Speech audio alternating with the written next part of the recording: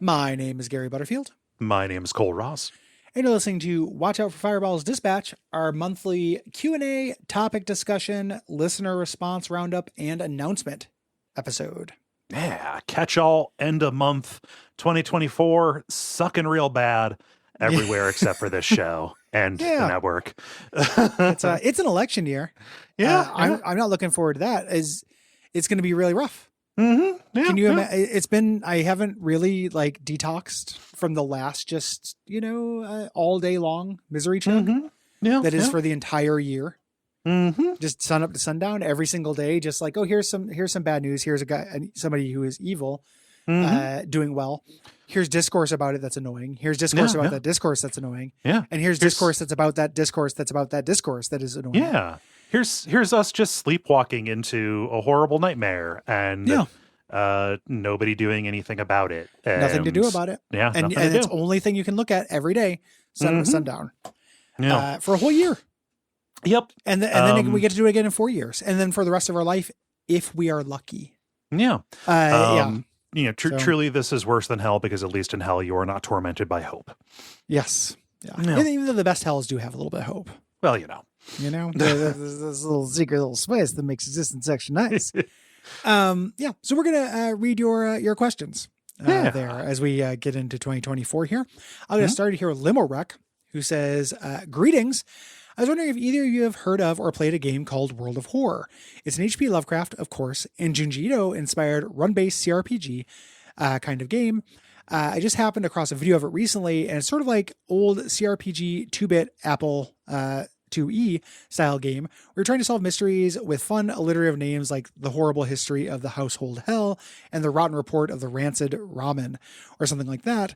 The art and aesthetics are pretty interesting in my opinion, and I like the vibe of what I've seen, and it has a turn-based battle system with a little button interface, kind of like that old Eye of the Beholder or similar D&D RPGs from the early 80s, but I haven't played it. Since I know you're both at least somewhat interested in those things, I wonder if you had heard of it or checked it out. Yeah, I've streamed this a few times. It's really neat.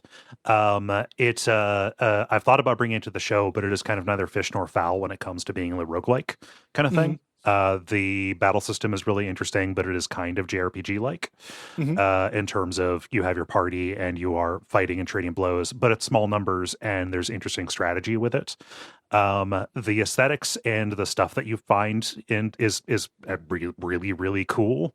You'll just be, a case will take you down by the seaside, and unrelated to the case that you're trying to solve, there will just be this big amalgam of flesh that rolls out, and it's called the Class of 71. That's a good name. Yeah. It's just like, this field trip class from 1971 disappeared by the river, and here they are all fused into one now.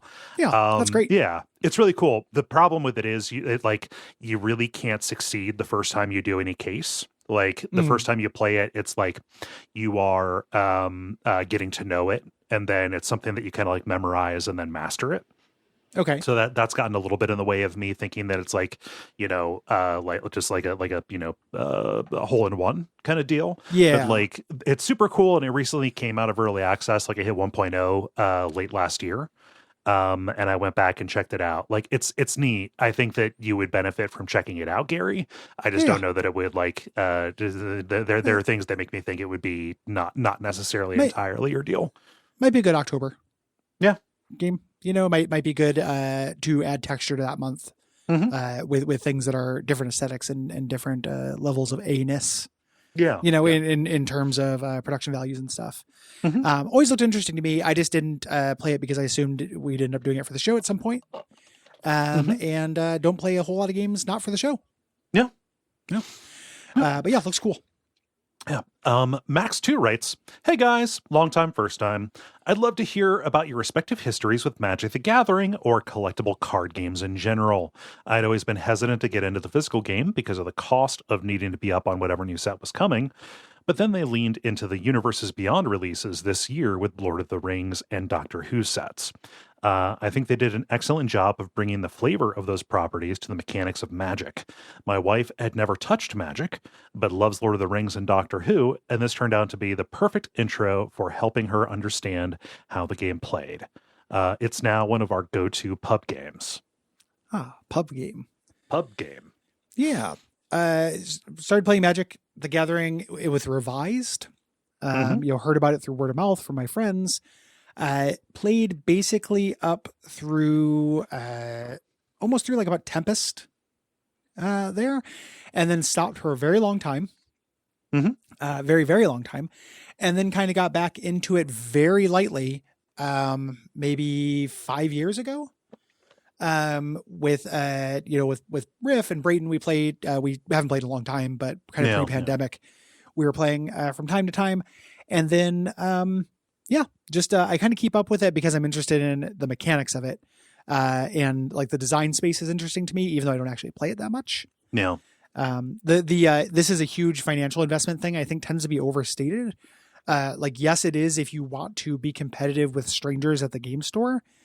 If you have friends and stuff and you want to play, like, you don't have to do any of that. No. You just need some cards and you build little draft piles and you have fun. And those Universe Beyond things, I always read about those because I also think it's interesting how they do those. The Lord of the Rings ones are all neat. I love how there is a unique card. Like there's the One Ring, the card, but then there's also the One Ring, and they just printed one of them. Yep. I think that's real fun. Shit like that I think is real cute. Yeah. And you can even do like a what is it, cube draft or something like that, where you don't have to walk in with anything. Yeah. You just you take all your old cards. And if you go on like any used market, people are getting out of the hobby. The same way with any hobby. And you just, I'm going to spend $40 and just buy this person's huge pile of commons and uncommons, like things that don't have tons of value, but thousands and thousands of cards. And you just use those to build little drafters or little boosts. And you don't have to do anything. It's not as expensive. And it's still real fun. I think Magic is fun at all power levels. I've always kind of rejected keeping up with the meta with it and feeling like you have to, invest in these $70 cards because I'm not looking to beat strangers at the card game store. I'm 43 and married. You can hear my entire history with collectible card games in the Pokemon trading card game episode. Pretty much it was just that back when I was in middle school. And that was it. Never got into Magic. Played around. Like my brother had a few some Magic cards, like a couple of like starter decks and things like that. And I learned the rules just by fucking around with those, doing the saddest thing, which is playing against myself. I've been there, brother. Yep. Yeah. Didn't have anybody else to play with because everybody was playing Pokemon. So it's not that I look down on it. It's just not something I did. And it's a big ask. Like a game that is incredibly near and dear to my heart is the Microprose Magic the Gathering, and people will float that as a waff many times. It's just it's a big ask. It's a big complicated rule set, and without even knowing a current meta, there's still kind of a set of like a language you learn. Like this is what makes something good. This seems like it'd be good, but it's not. There's things like that that take a long time to kind of develop that are key to like succeeding and having fun. So like as much as I would love to do that at some point, the cheat would be to throw out an Abject Suffering and then just have you make fun of like the music and physics of it. And then me just be like, no, but actually, and then like that'd make those couple people happy. One of which would be me. And then two of which would be two listeners, and that'd be it. Not again. It just, turn structure in that game is real weird. It's got phases and stuff. Ohanic says, have you ever had a specific smell or taste become inextricably linked to a certain game? My time spent playing Fallout 3 was in my older brother's freshly decorated bedroom on his 360, and now I can't smell emulsion paint without being transported to the Capital Wasteland. And I was really into burning incense as a stone teenager my first time traversing Anne Orlando, so much so that the smell of Nag Champa triggers Ornstein and Smough flashbacks. I can't say that I can't say that I have any of this. No. No, yeah, not. We talked about this with music a lot. Yeah. Like REM's Green is Arrow the Acrobat to me. But the with Tate, like I don't really have this so much. Yeah. Miller High Life is Rock Band to me. Yeah. Just because I was playing that a lot in high school, or not in high school, in college. And that was the beer that we drank, that we had in the house. It's champagne of beers. Yeah. The I got into Sriracha as, I liked it, but also it was a hip, cool thing to get into. Yeah. At the same time, I played Fallout 3. Yeah. I ate a lot of egg sandwiches with Sriracha, like fried egg sandwich with Sriracha and mayonnaise. Yeah. Still good sandwich to this day. Let's see. Just the egg, or you got any cheese or meat on there? It would depend. Yeah. I found that, the Sriracha and mayo was pretty overpowering. So like, unless I had a strong cheese, there wasn't really a point to cheese. Yeah. And then if we had like a lunch meat, my goal in those situations was to not have to cook very much. Right. Because as much as in retrospect, I'm like Fallout 3 is my least favorite 3D Fallout by like a lot. I still chugged the shit out of it because I was a huge Fallout fan, and Fallout came back and I was like, oh shit, I have to. And it was also my first Bethesda game. Like that. Can you imagine? Oh yeah. Like it was the property that I cared about more than anything, having come back. And also it felt like there was something new behind every single hill. Right. I played that compulsively on a level that I hadn't since I played Fallout 2. Oh, I hear you, brother. Yeah. So the idea was not to have to cook ham or bacon or anything. Right. Was to get, fry an egg for 60 seconds and get it into my stomach. And then get back to the Capital Wasteland. Right. And then I did the same thing with Oblivion, backporting it. Like, oh, people say this is just Oblivion with guns. What if this is Fallout with swords? Oh. And then went back to Oblivion and did basically the same thing. The answer is kinda. And then all of a sudden I started thinking about games. I was like, oh yeah, there's, I don't know. This is all right. The shine has kind of come off this apple a little bit, but hard to overstate 15 years ago what that was like. Oh yeah. Wesley writes, do you have any favorite fan-made content for a game? I know you both like some Souls mods, like the randomizer, but I can't recall anything else. Some of my favorite gaming experiences are playing custom maps for Celeste and Super Mario World, new characters in Slay the Spire, unofficial expansions for Factorio, etc. I got all kinds of this stuff. All of the big CRPGs I love, I have done restoration mods for. So my favorite is the Fallout 2 one that adds all the content back in. Yeah. Reading about the EPA and then getting to explore it was a big thing for me. I also really love the design space of the custom classes in Darkest Dungeon 1 that are not just naked anime ladies, because weirdly people see that aesthetic and are like, you know what this needs? 2B with her tits hanging out. Yes. And I was like, okay, I guess. But the ones that take it seriously and do the art style and try to capture the flavor are really cool. Love all that shit. We did the multiple people, same controller. I guess that's a fan hack kind of. Yeah. During Duckstream, that was really fun. And then all kinds of Dark Souls and FromSoft mods. Yeah. That we've covered mostly for the show. Yeah. Dark Souls, FromSoft mods, those are my most extensive ones. The only other thing would be like fan translations. Like the fan translation of Sweet Home is good and functional, and that game is super interesting. So I'm very happy that exists. To a lesser extent, Clock Tower, like Clock Tower 1's actually kind of a mess, but I'm happy that I got to play it. The SNES one, so like I think that's probably a little bit more in the direction of, what I spent more time with, but yeah. It's good stuff.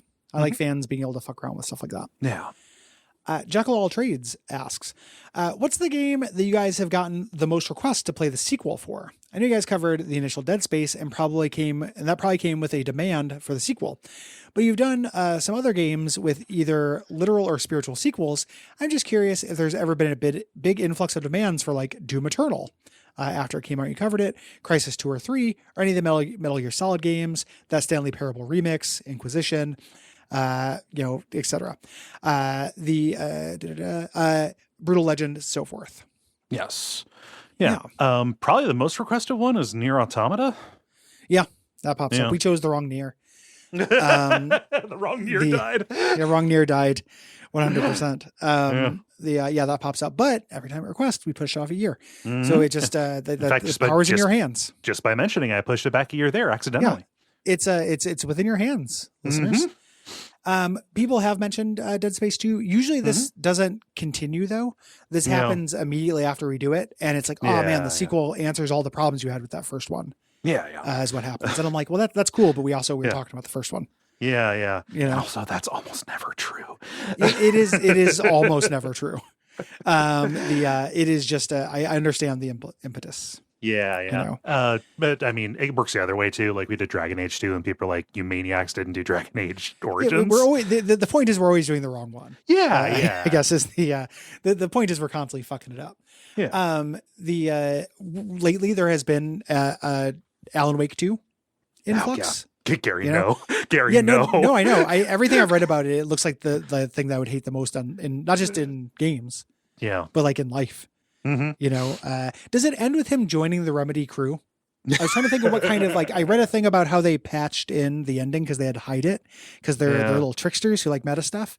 And I know that the whole thing is meta. And I was like, that would be the meta ending they'd have to hide. Is Alan Wake goes into the real world, walks into the Remedy offices and gets a job and starts writing Max Payne 1 or something. And that's why everyone got their mind blown. Did I call it? Is that what happens? I don't know what the actual ending that they patched in the final draft or whatever. They did that right after I finished playing it for the stream. And I'm like, I'm not playing this whole game again. This isn't very good. Yeah. I know people love it, but everybody's first encounter with a particular idea is the one that sticks out to them, Yeah. And I'm just, I'm begging people to watch Twin Peaks: The Return, I'm begging Games Press to care about mechanics even a little bit. Yeah, even slightly. Yeah, the writing about that game was so frustrating to me. Yeah. Nobody on earth is like, this plays really well and is a cool game and has interesting ideas in that. Because it's not interested in that. It's just doing gimmicks. And these gimmicks are just very impressive to like Carolyn Pettit. Right. That's great, but I don't know. It's not a very holistic way of looking at games. No. Watch Twin Peaks: The Return. Read fucking Dark Tower 7. There are cooler things. Oh, and just go on YouTube and listen to the new Poe song, right? Yeah. You can get the constituent parts of this any way you want. Yeah. Yeah. It's sorry to be a real bummer for everybody if you're like, oh my god, I love this thing. I'm not calling you dumb for not having seen those other things before, right? It's just interfacing with specific pros about the game, not just a general liking of it, but specific pros that is really consistent. It's a real just sometimes jangling keys, right? Where it just meta stuff. We didn't get over that, or meta, or just kind of like flashy stuff. Yeah. Like Buffy the Vampire Slayer didn't do the musical episode enough for you to really get that out of your system. Yeah. I don't know. It's just it's a lot of things I don't like about entertainment crammed into a game that doesn't care about being a video game. Yeah, very much. There's your waff. There's your waff on it. Yeah. I don't like it very much, and it would make Gary literally die. Yeah, it would kill me. I would die, and you don't want me to die. Sometimes I say funny stuff. Piss 4 is coming this year. Let's see. Steve writes, a lot of people have asked if you find folks have played or plan on playing some of the popular Souls-likes that have recently released. I personally wrote off Lies of P as an off-brand Bloodborne on first blush. The game quickly became one of my favorite releases of the year, and a huge unexpected hit for the genre. While it might not satisfy that obtuse sense of discovery that Dark Souls is known for, I found some of the actual moment-to-moment gameplay is up there with my favorite titles put forward by FromSoft. I also found the much more straightforward story, found that it is still very satisfying, despite the ridiculous premise of the game. I would imagine that it's hard to make time for new games these days, but do you plan on giving this one a shot? All that we're saying is give P a chance. We've answered variations of this. Yes. Recently, I think we did this in either the last dispatch or the November one. It's something where I'm not running or to play it. I'm not going to say never. I don't play these games for the game feel or moment to moment gameplay. generally. I know that's unsatisfying, and it's what, some folk definitely play them for. I want to explore. Yeah. I want that obtuse sense of things. Like that is the draw for me. Yeah. And it always has been. I think one of the things with Bonfireside Chat is that Souls has a really diverse fan base, and we like it for our reasons, but a lot of people like it and they like it for other reasons, and that's good and fine. Yeah. But a lot of people who are big fans of Dark Souls, what ends up happening is that even though we have this common thing we love, we're coming at it from very different angles. Yeah. Or at least different proportions. Like, I'm not saying those people don't care about the exploration obtuseness. In the same way, I don't care about the combat. It's just, it alone is not good. Yeah. To me. Like, I've been thinking a lot about when we played Duckstream. When we did Duckstream, we did an Elden Ring randomizer. And the first boss that popped up in the cave was Estelle. It was so good. It was Estelle of Godric. And we tried it a bunch of times. It was definitely possible, but it was frustrating. And I was like, I just want to, let's just move on.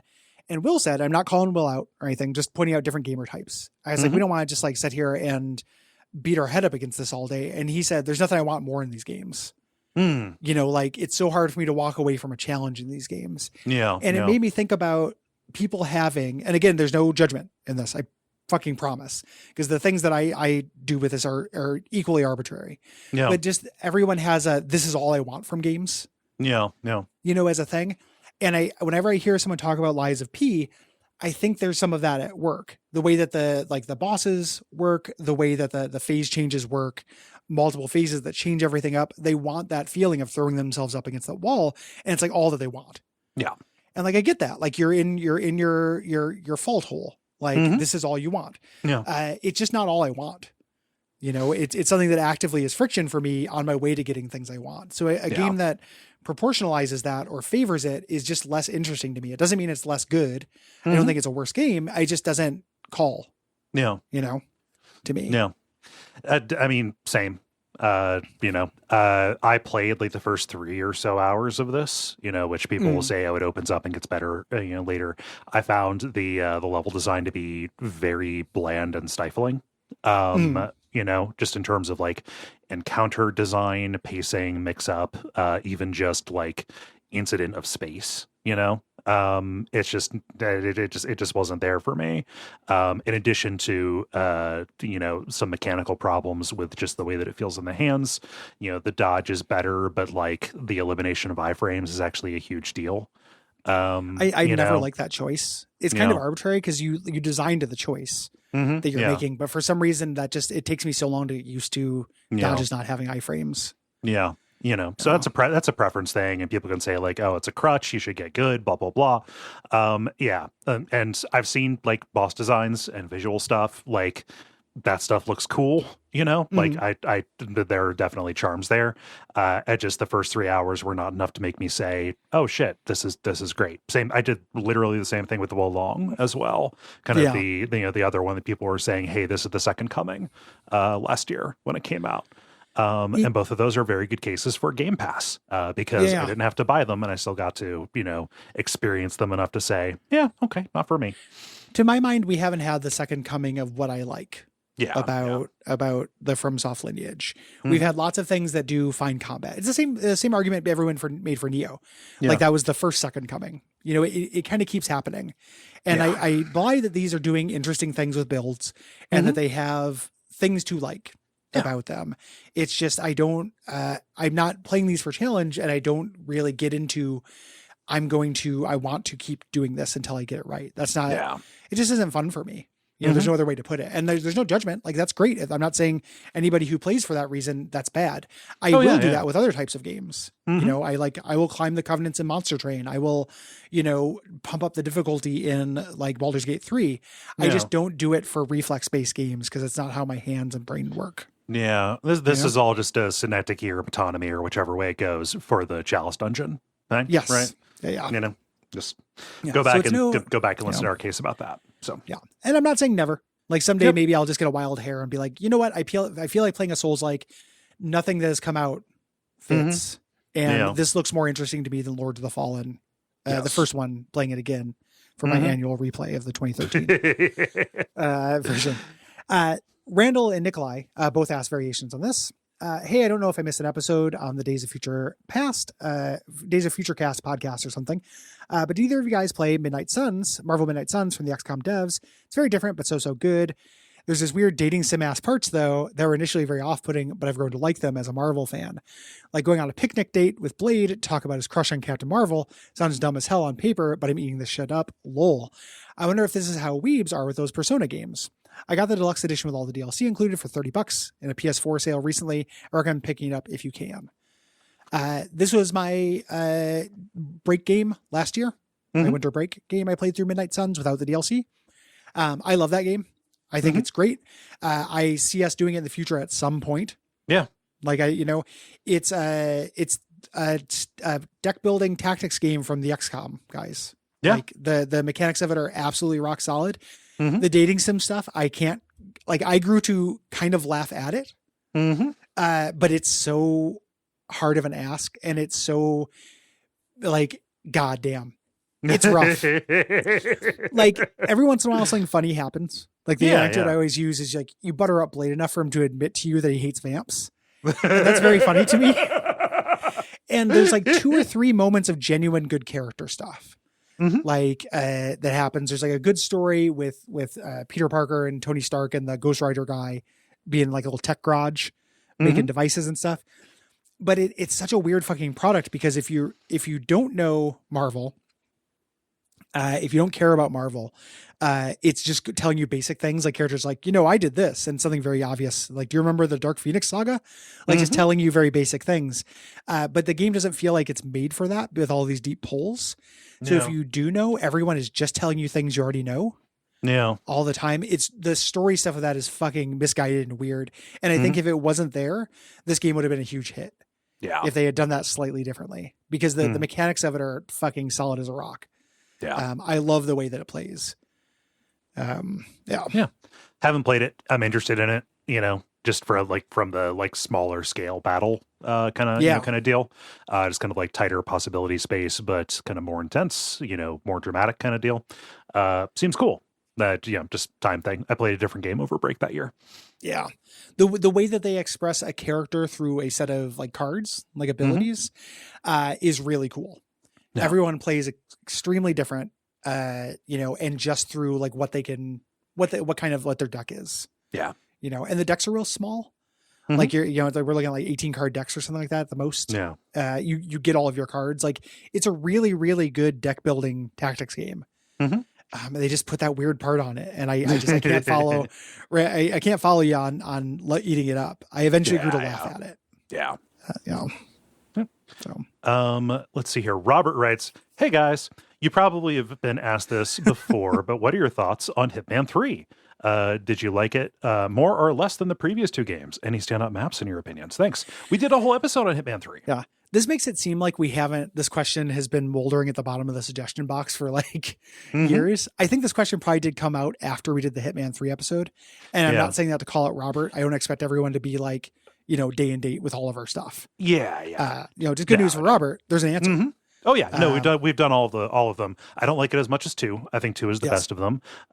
3 has really good gimmick maps. Is the deal. Yes. Berlin. I think Berlin is my favorite of them.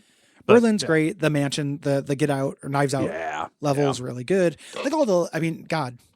The Hitman 2016, the World of Assassination trilogy, like it's one of the best gifts we've gotten. Yeah, it is one of the best series of video games.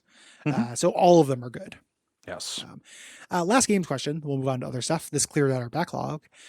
Cody says, can you speak to any predictions that you've had over the years about the direction of video games? Did you think we'd have fully immersive VR at home by the year 2000? Did you ever think that we were at the peak of graphical fidelity only to be proven wrong a generation later? I like in a superfluous emotional way. Like I have certainly been like, this is as pretty as something gets. Yeah. When I was a kid, like taking my non-gamer friends and making them watch the Final Fantasy VII summons. Yeah. I talked about that. Like, you got to see this. And then like Ifrit comes out a fireball and throws a fireball. Yeah. I'm like impressed. And they're like, fucking no. I watch movies and cartoons. This is nothing, you idiot. And then me just like crying. This is Doritos getting mad at each other. Yeah. You just showed me two Doritos getting mad. This is not actually impressive. You are pretending. The amount of buy-in you have is irresponsible. It's good that you are a kid and do not have kids. And I'm like, fair enough. A little brutal, but okay. Yeah, but tough love. Like your real friends will tell you the truth. Yeah. So only when I was real younger, and then at some point, I stopped predicting. Yeah, basically. Yeah. Pretty much. I feel like I was a little bit more certain about either consoles going away or physical games going away. I thought that would happen earlier than it did, given the way things looked like at the end of the Xbox 360 generation.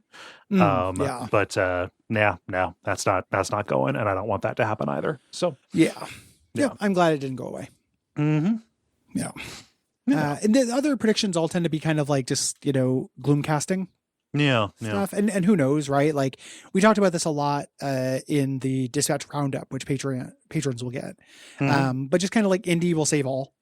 Yeah. Everything will be, all of the horrible trends will be basically bucked by indie games. And I don't know, like we look at the last year of stuff we covered, like a lot of it would be technically considered indie. Yeah.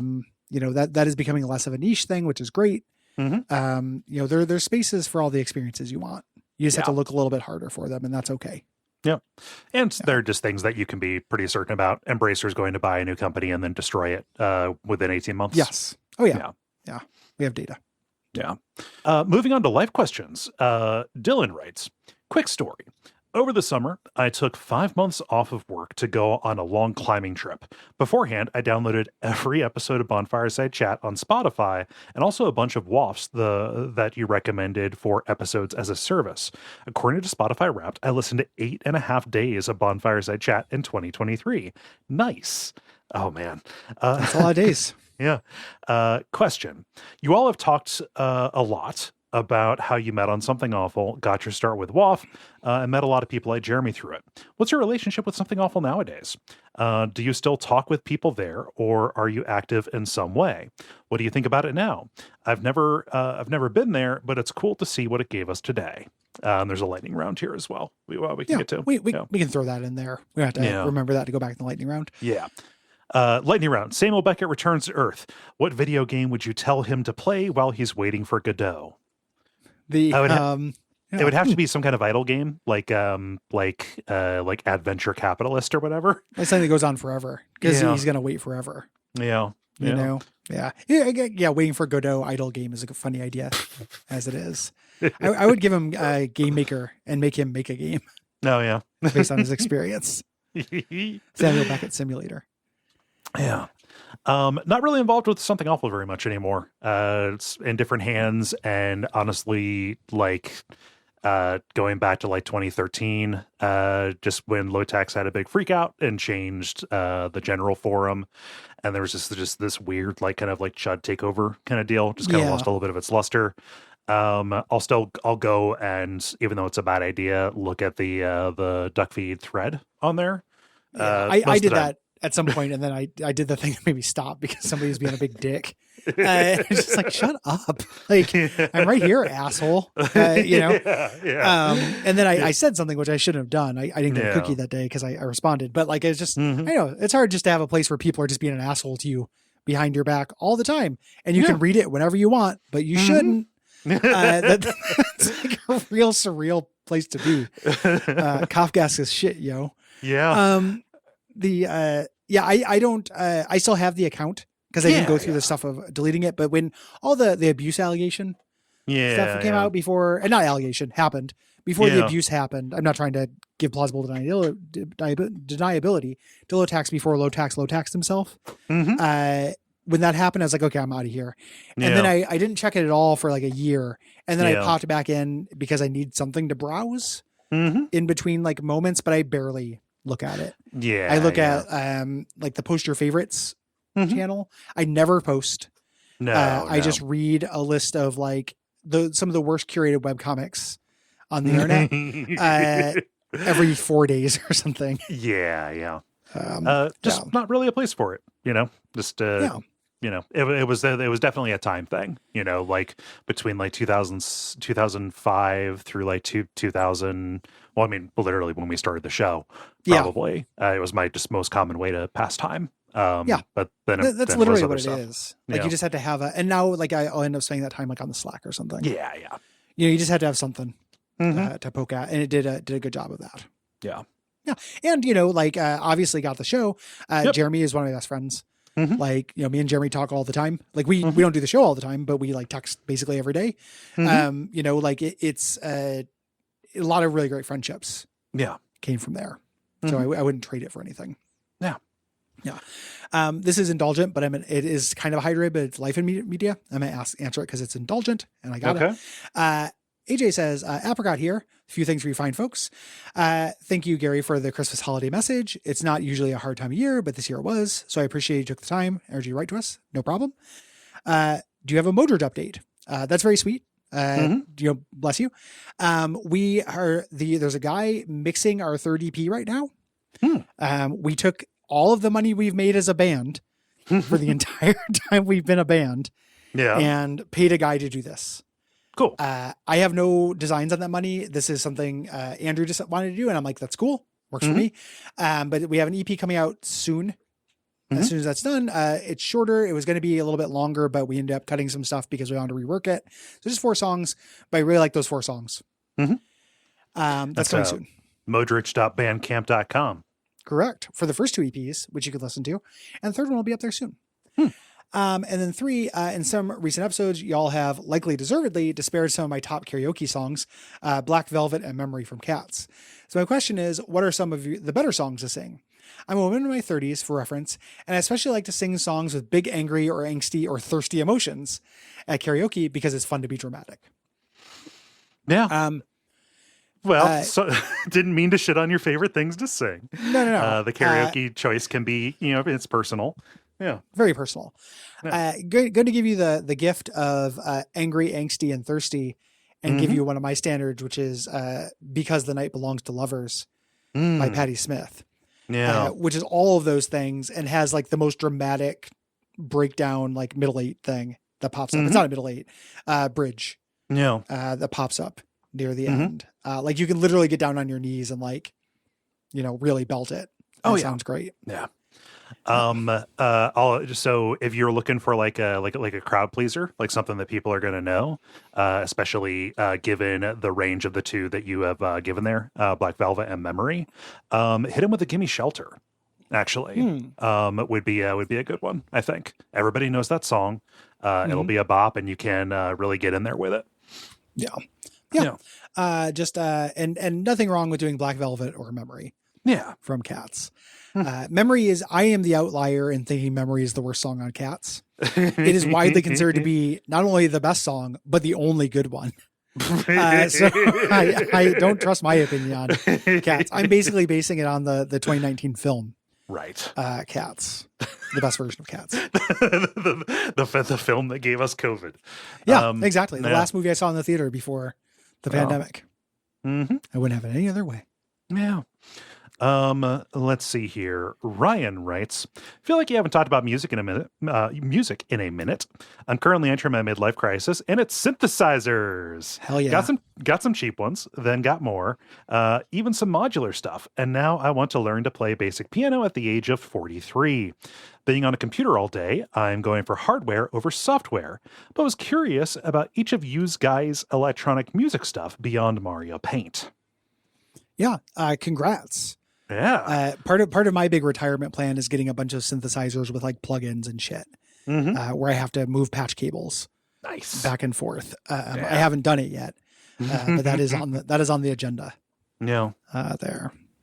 So, yeah. I've not really fucked around with a lot of electronic music stuff. Most of my music, being a guy things, there's synth guy, I'm a guitar guy. Like last year, I like just basically rehabbed my first guitar that I got, like a shitty old Squier Stratocaster, like got new electronics for it, upgraded basically everything that I could with it. So yeah, unrelated to this, when it comes to like like piano stuff, a fun thing. So, oh gosh, there's like a little synthesizer loop kind of thing. I forget what it's called. Fuck it, I don't know, but it's like a jam box kind of deal, or groove box or whatever. Played around with that. I hate that name. Yeah, but you know what I mean, Yeah, right? no, I know it's what like a you little, mean, it's like a little says groove box, I want to sequencer. strangle them. But yeah, I know exactly what you mean. Yeah, it's out in my living room. It's like literally on my coffee table, and I play with it like a toy. But also for learning basic keyboard stuff, these are a little bit expensive, but they're very neat. The Lumi, it's like a little like 2-octave I know the keyboard. Lumi. Yeah, little 2-octave keyboard that lights up different colors on the keys, and has a little phone app or iPad app that you can play with that basically turns songs into Rock Band for it. And the emphasis is on like teaching you keyboard skills. And that's neat. Yeah, having it light up. Yeah. I have not done a lot of electronic stuff lately. I actually haven't been doing as much music stuff as I want to recently, which feels bad. It's part of my 2024 things I want to get back into. I have some cool equipment I bought, but I've gone the other direction. So I'm, let me pivot my chair here. I've got a cool Hammond Auto Vari 64, like analog organ drum machine. And then finally, I've always wanted one, and I found a good price for one. I have a full-size drawbar, full-size like it goes on a keyboard stand, not like it's installed in a church, but a full-size drawbar organ. Oh, neat. To do. And I've been fucking around with those. So kind of going the opposite direction, but whenever I do another like solo music project, when I have the time and energy for that, it's going to go in that direction. No.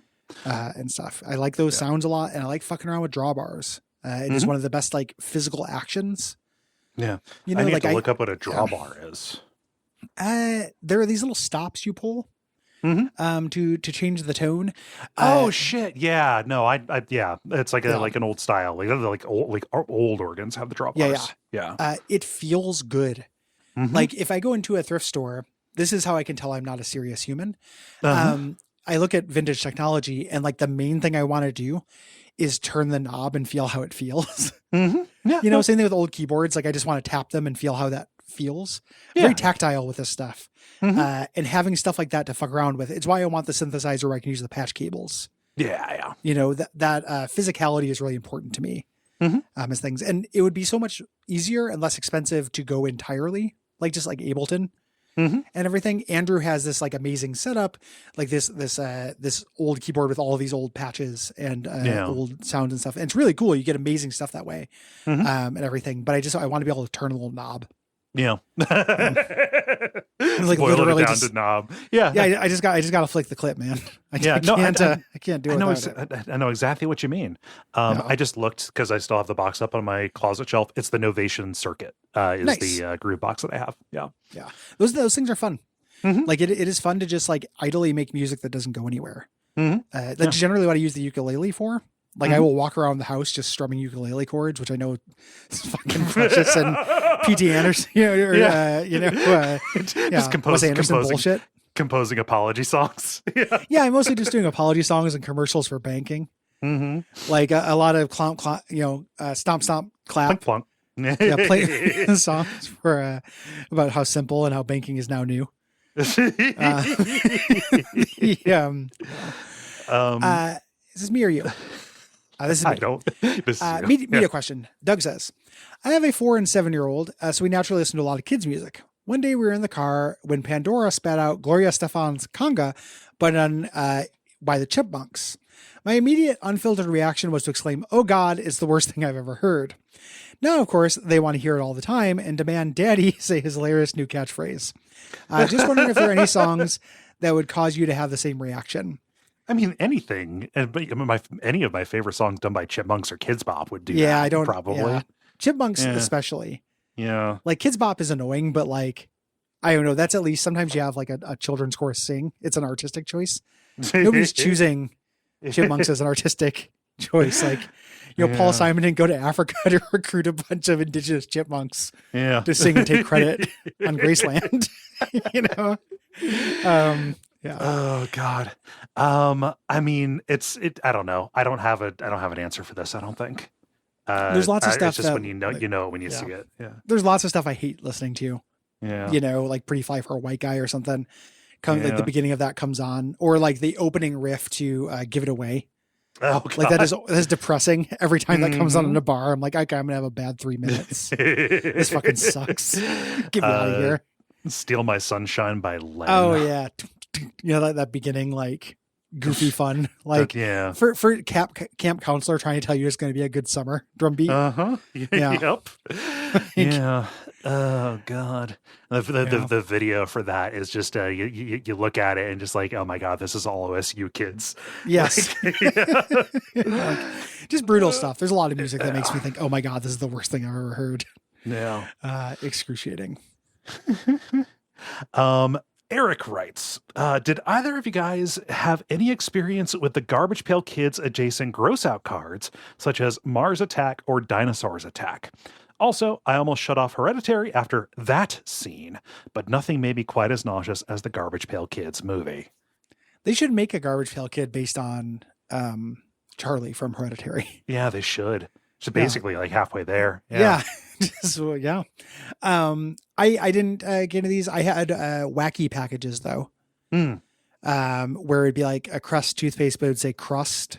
And then it would show like, you know, it'd be all gross. Yeah, okay. That's literally it. Like there's not a whole lot to wacky packages, but you can still get wacky packages. They sell them in stores and 25-cent machines. Okay. To this day. Huh. It's fucking weird. Yeah. Yeah. My version of these was Pogs, you know, and that's just a function of when I grew up versus, you know. Yeah. So, no. Let's see. Do we want to do these 2 show questions and then hit the lightning round? Let's do it. Okay. Okay, show questions. Nina writes, in your Unfilmable about Saw, I believe you mentioned a scene where a detective talks to a framed photograph of his partner. I think you're referring to when Detective David Tapp is talking to the portrait of Singh, his partner who got his head blown off in the shotgun trap. Just to clarify, since you two are business partners, this naturally got me wondering about your framed photographs of each other. What do they look like? Where do you keep them? Do you already converse with them? Or does that feature only unlock in the wake of some backstory defining rift or tragedy? No. Mine is a color printout stapled to the face of a teddy bear. The teddy bear is facing the corner in the closet because it knows what it did. And when Cole picks better games for our shows, it gets to turn around. Oh, that's real. No, man, that's a real low blow given the conversation we had before this. I know. I was just trying to be, I was just trying to think of something mean on the spot. Yeah. I don't actually have a picture. I just have a sculpture. It's small. I keep it in my pocket all the time. And I ask it when I should do something for a business expense. Yeah. And for me, it's not a framed photograph. It is a mask that talks to me like the Green Goblin. Sometimes I put it on, and it's got like this really high voice. Yeah. When you have to ask which one's really the mask. Yeah. At that point, much like the Green Goblin. Mm-hmm. Yeah. Yeah. Yeah. And if tragedy happens, different things will happen. Of course. Yeah. Ryan says, can you add the Abject Suffering nominations to the Patreon store? Interesting. We talked about something adjacent to this today. Here's the straight dope. That is only made for digital goods. A nomination is technically a digital good, but it requires action on our part. Yes. The way Patreon sets it up is the idea like you do this and you get a PDF. Yeah. You know, like we wrote a short story. This is how you get it. The trick with that is there's no, and this is hard to believe. There is no notification system. Right. So we get a notification when somebody changes tiers. We don't get a notification at all when someone buys something from the store. Nope. Seems like a bad way to do it. Seems like a bad way to do it. So with WAF, those are big ticket items. The way we're going to work that out is having, when somebody does that, they get instructions to email me. It's not ideal. I'm not trying to give anybody work once they've already supported us. It's just, again, there's no notification. Right. Abject Suffering, we get more of those. I don't want anyone to fall through the cracks. Right. That might change. It might be worth putting in like a request with Patreon and be like, this would be a good feature. With how responsive they are. Yeah, the legendarily responsive company Patreon. Yeah. But that is why we haven't done that yet. Yeah. Yeah. So, basically, Gary laid it out. That is the thing that is getting us. That is the problem. So, Yeah, we are as annoyed or more annoyed by it than you are. we have to deal with it every single day. Yeah. Yeah. So we apologize. I understand it would make sense, and we understand that it's something people want, but Mhm. right now we just don't want to steal from anybody on Nope. accident. Yeah. You know, it's already hard enough. Like what we'd be doing is watching a running total Mhm. of a thing and then comparing it versus. It would be very tricky. Yes. You know, and people leave and join the Patreon all the time, so that total changes a Mhm. lot. Be confusing. Yes. So maybe someday, especially if they add functionality. Mm-hmm. Yeah. No. Moving on to the lightning round. Yeah, let's do this. Greg writes, "What's your preferred food or drink of choice while gaming? Is what you eat or drink influenced by what you are playing?" I basically only drink coffee and water, Mhm. and I try to have water near me all day so I can stay hydrated. Drink coffee for the first half of the day, Mhm. and then I'm not above snacking while gaming. Yeah. I understand people have rules about that. Sometimes I'm not above it, but I don't really have a preferred kind Yeah. of thing. Whatever relatively healthy, snackable I have Mhm. around the house is what I eat. It is definitely not depending on gaming, just because I don't have a full larder. It's just me and Liv. So Yeah. we don't keep a huge variety of food around. Yeah. I'll drink water. Always carry my big water bottle, or something just the magic fluid that is Coke Zero. Coffee, sometimes that. Snacking, I try not to eat when I am doing other things unless it's like watching something, Mhm. and even then, so if I'm snacking while I play a game, it's literally because I would be snacking at that time anyway, Yeah. just to get between a meal or something. But yeah, I just try not to associate those those two things.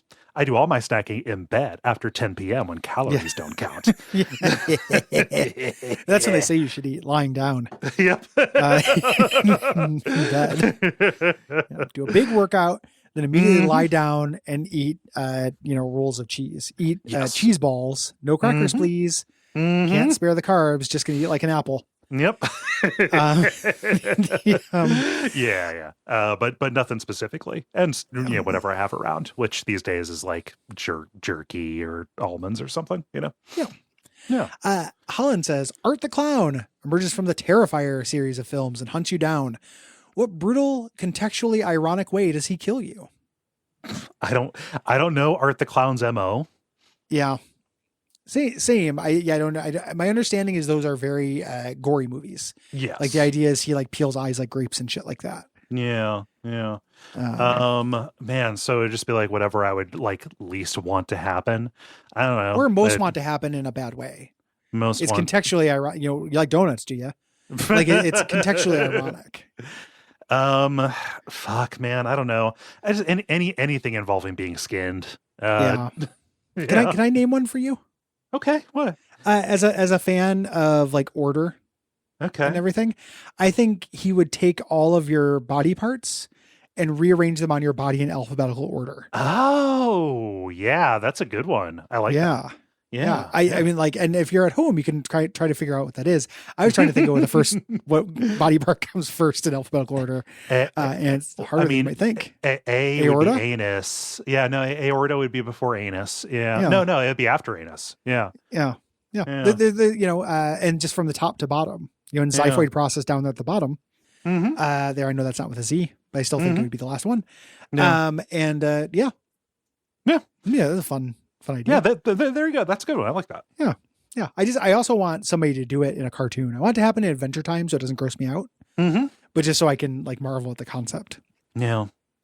I can't think of an appropriate one for you. No. Probably just something, I don't know. Fatty like snacks. It'd probably be something you like. Yeah. Something like that. Yeah. Francisco writes, your avatar from Baldur's Gate 3 got Freaky Friday'd with your avatar from another game. Which game would you want it to be, considering they retain the same personality and control method?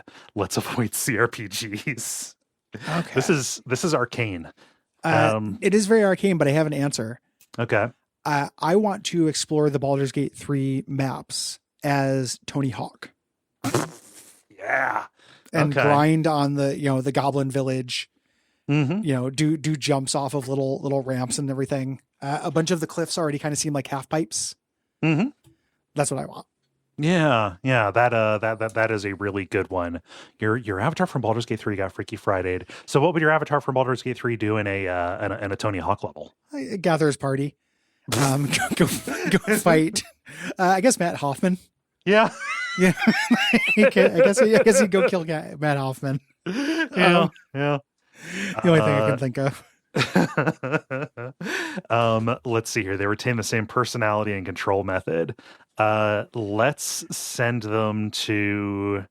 Fuck, this is a hard question. It's a really hard question, and it's really esoteric. Yeah, I'm gonna say pass. I'm sorry. I'm freezing on this. It's okay. Yeah. You get a pass. Yeah. Jordan Armaya asks, a great value brand Wishmaster appears. All of these questions are like that today. Appears and offers you one choice. What do you want? Games to be recognized at large as fine art. B, tabletop RPG books to be appreciated as literature. C, film to be taken way less seriously. Basically how people treat games. Something that is sometimes art and of variable quality, like pretty much all things. I think C is already the case. Yeah. It is the most virtuous, though. Like, if I'm choosing between those, like, I will take that. Yeah. Being precious about movies is silly. Yeah. There's tons of trash movies. And the idea that, like, a medium has inherent quality based on the medium, I think is silly. Yes. So A is off the table for me. I don't care about fine art. It's fine, but, like, I don't know. I gave up on attaching any value to games being respected as something because it doesn't do anything. Whatever. To me. Yeah. It doesn't mean I'm more respected. Yeah. Tabletop RPG books to be appreciated as literature. Let's say that. Sure. I would take C. If C isn't off the table, I'd take C. Yeah. I like tabletop RPG books being where they're at because it means I can snarf up bargains and stuff. True. Yeah. Yeah. Snarf. Fermented Sorcerer writes, what store would you bring back? Be as specific as you like. I think I would bring back Media Play. This is such a good question. Yeah. I love old stores. Yeah. Like I watch, there's this channel on YouTube called Vampire Robot. That is just, I think I mentioned this before. Oh yeah. No, you I think you sent that to me and then I sent it to Chris. It's just, it's literally just like old news station B-roll, like people talking in a Circuit City. Yeah. And that's what the videos are like. It's 2001 and you're in Circuit City. Yeah. And that's and it just shows that happening, or it's a mall in 1999. Things like that. Yeah. I get a lot of nostalgia for that kind of commerce. Basically a Joy Can. Channel very much so. Yeah. In terms of individual stores, little bit tricky because game stores that I used to like are still basically kind of like GameStop kind of sucks, but that it used to be better. Yes. So it's not like I want EB Games to come back because what if it was just like GameStop? Yeah. I want the 1999 version of EB Games back, but not just the store. Oh, Babbage's. Yeah. Yeah, or Babbage's, exactly. Man. So you ever been into a service merchandise? No. Service merchandise. We have one of these in Ontario, Ohio, where I grew up. It is a catalog store. Where everything, you go in and like when you want to buy something, so it's like, like home goods and furniture and even video games and things like that. When you want to buy something, instead of just like picking it up and putting it onto a cart or whatever, like you grabbed these slips, and then you turned them in at the front, and then the items were put onto a big conveyor belt from the warehouse in the back. Okay. And sent up. It's like IKEA when they send you to the offsite. Yeah, right. Yeah. Except it was a big conveyor belt that like went around the entire store. We had one there combining the convenience of a luggage claim and shopping. Yeah, I don't know. I just I was always fascinated with that because who doesn't love a conveyor belt? Yeah, that sounds great when you're a little kid. Yeah. Ours closed when it snowed so bad that the roof collapsed. Oh wow. Yeah. Failing that and probably a little bit more Universal Orange Julius, baby. Oh, Orange Julius is still around, dude. It's been forever since I've seen one. Literally, it's been 14 years since I've seen an Orange Julius. Yeah, they're in the malls up here at the very least. Yeah. I would say like KB Toys Yeah. As something that is a well-known thing. If not that, I would say Legends and Lore, which was the comic book shop I went to as a kid. Gotcha. But that would have to be the same as I was a kid. Now, if it just aged with us, it'd be full of Funko Pops and shit. Right. And I wouldn't care about it. The Duke of Nebraska says, what's an old-timey what's an old-timey word or phrase used all the time? I love referring to weed as Mary Jane, even though no one my age knows what I'm talking about. I'm sure I do this, but it's hard for me to think of it. Yeah, listeners would probably know better than me. Basically anything anything Bart says when he's talking like an old timey prospector. Yeah. Consarn Consarn, Dagnabbit. Yeah, raspberries. Yeah. This would be a great question for Liv, but don't talk to my wife. Stop emailing my wife. Jack writes, "Wake up, Chrono. It's breakfast time. What's for breakfast?" I got taken in by a ad. Okay. So I am trying to, in constant quest to try to eat better. Right. And I'm diabetic. So sugar is not great for me. But I am breakfast dependent. Some people are just like, I just drink a cup of coffee and I'm fine. I've never been that way. Part of it's I'm taking drugs that manipulate my blood sugar. Right. So at night, my blood sugar does all kinds of weird things. If I don't eat in the morning, I puke. Yep. Like it's basically an eat or puke, binge or purge. I'll take just one, in the morning. So I have to eat breakfast and I don't have energy to make food every morning. I've gone through periods of that. So I eat Magic Spoon cereal. Okay. It's a thing that like gets added, advertised on podcasts and stuff. It's expensive for cereal. Like this is not a shout out to it. It is irresponsible. The way that I justify it to myself is just, I'm buying time with this. So not, I don't want anyone to think I'm one of the 5 richest kings of Europe or whatever, because it's fucking stupid expensive.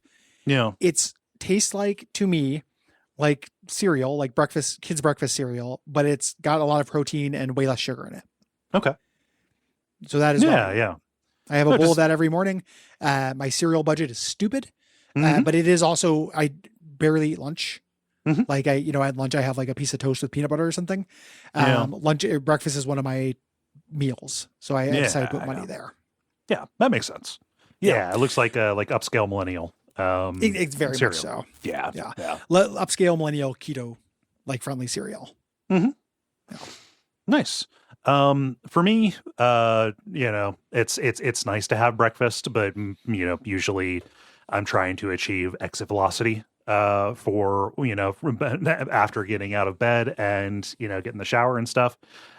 So convenience is always really good. For the past, 6 or so months, basically my breakfast has been, Sam's Club has these protein shakes that are sold, just only in bottles, like carton kind of thing. Premier Protein, they have a cafe latte flavor for it, which has as much caffeine as a cup of coffee, and it's a good tasting protein shake. It's like 30 grams of protein, 160 calories, like super quick, and I get up at 9, and then that holds me over until like noon or so, when I have a bigger meal for lunch. Yeah. Tiger says, a decidedly lighthearted but genuine lightning round question. What is Gary's problem with dog dicks? And indeed, dog water. I can't help but notice they become go-to insults of late. In the same cadence that I'm more familiar with people calling things dog shit. Is there a backstory there? Some kind of regionalism? Just because? Just wanting to mix it up. Yep. Dog shit is the, dog shit everyone agrees is bad. I feel extremely strongly the dog dicks are bad. I think they're gross. I think they always come out at inappropriate times. Yeah. I think they're weird. No, I guess if you feel differently, that's fine. I just think they're weird and gross. They're very aesthetically unpleasing. Yeah. They don't look like dicks. And then dog water, I picked up somewhere. I don't know where, as just another, because I felt like I was saying dog dick too often. Yeah. So just like a water that a dog's been in, also gross. Yeah. Yeah. No, it's literally just a modifier. Like we could just call this, oh, it's dick, or oh, it's shit. It's water. Right. Yeah. It literally just to mix it up. Yeah.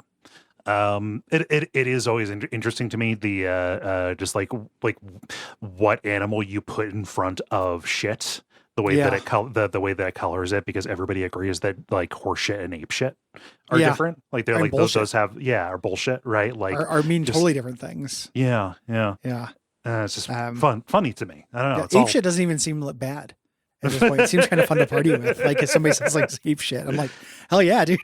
Like, yeah, throw me some of that. Like it's real weird, but yeah. Naveen writes, by how much does your cat have to grow in size before you are genuinely afraid for your life? Great question. It's probably not as much as you think. Like I see people who post pictures of them having like, oh, just here's my serval cat. And I'm like, oh, that's basically a bobcat that you have in your house. Yeah. You know, let alone before you get into like actually wild animals like the Savannah cats or whatever. Yeah. Siegfried and Roy shit. Yeah. I don't think I'd be scared of my cats hurting me on purpose. Mm-hmm. My cats hurt me on accident all the time now because I can't trim their nails. They don't bite it. But I also am very into, as a bedtime conversation with Liv, presupposing like, okay, we take off Jessica's legs and put them onto Pocket so we can take corners faster. And then Jessica, we just install in different rooms basically where we want her, like a lamp. Like I do a lot of conceptual modding. Oh yeah, we've talked about that. The different protean forms for the cats. Yeah, she doesn't care for it. The best case scenario, I can make her laugh. The worst case scenario, she's just like, I like the cats how they are. I want to go to bed. But this is probably, I'd say 4 nights a week. Okay. This comes up. So I think a lot about Big Pocket. I think a lot about Big Jessica. I think that they never get mad at me. Okay. And I think also their claws at a certain point, it's not like they would maintain a razor sharp bit, right? Like the tip of them also grows. Yeah. So the tip would be a little blunted as well. And the cats never take a swipe at me. Right. They're never putting energy into it. So I think they could get pretty big. Yeah. And I wouldn't be afraid for my life with my specific cats. Right. Cats in general, I agree with you. With my cats that I know, and I know their habits, and I know when they're angry and stuff. Yeah. They could get pretty big. Yeah. You kind of don't want to, you don't want to interrupt the fiction that, the only reason that they don't harm you is the fact that they don't have the opportunity, Yes. like, oh, they run when I get near because I'm big and I scare them. Right. Yes. You don't want to think that about your cats or whatever. I would say probably, so both my cats are about like 9 pounds, the last time I took them to the vet. Something like that. So, I mean, like what a Maine Coon gets to be like, 20, 25 pounds sometimes. Yeah. Not afraid of a Maine Coon. So maybe it would have to be like 5 or 6 times as big by weight. Before I would start being like genuinely concerned that they could see me as a target. As literal for anything. prey. Yeah. Something that they can push around. Yeah. Yeah. Yeah. Probably about that. Yeah. I like to think Jessica would be gentler. Yeah. Even if like she only plays with toys that are much smaller than her. Mm-hmm. So Jessica could be like, 100 times bigger, and then I would be the size of a toy. Mm-hmm. I feel like Pocket is more nervy. Yeah. But good question. Something I think about all the time. I've anticipated your question almost nightly. You've been training for this. I've been working on this. Moving on to our topic for this month. Is this mine or yours?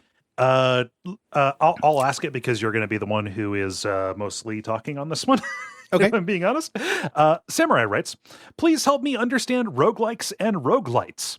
They seem like something I would like since I enjoy chasing my next high score in games where that's a thing, like in a lot of classic arcade games.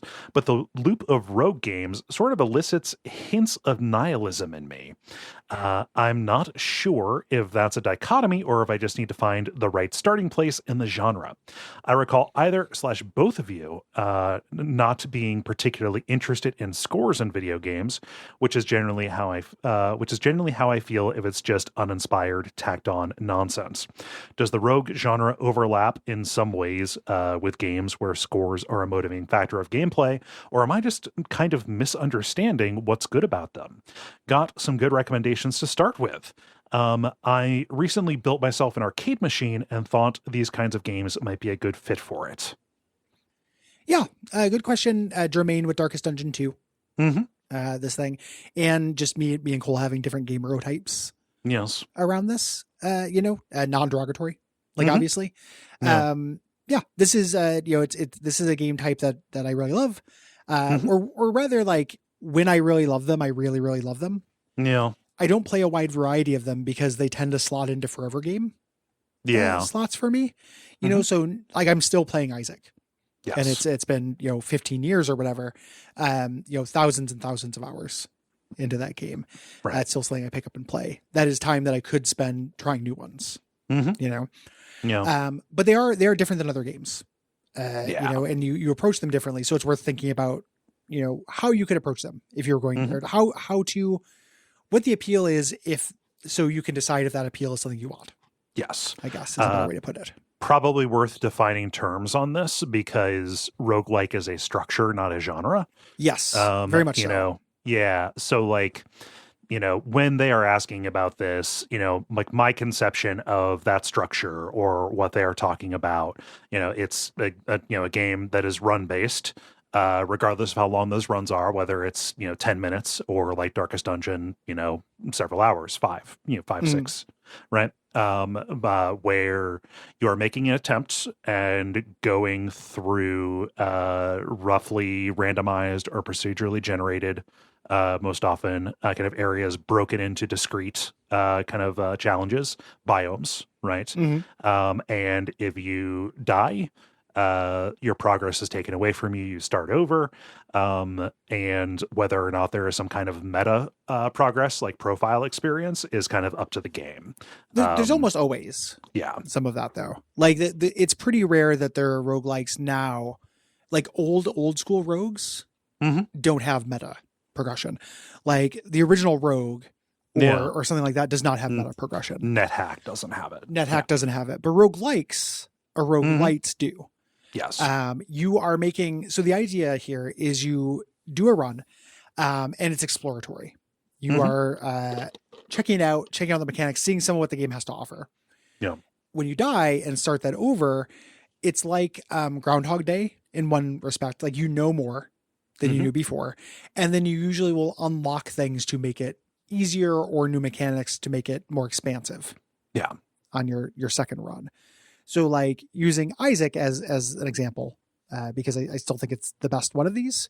After all these years, you go through the run as a character, and at the end of that run, win or lose, you have done things. A lot of things are not tied to progress in that game. Like, you do a certain number of things, you fulfill certain goals, new items are unlocked for the possibility space that you might get them, and new characters are unlocked that play differently. Then you try again with those things.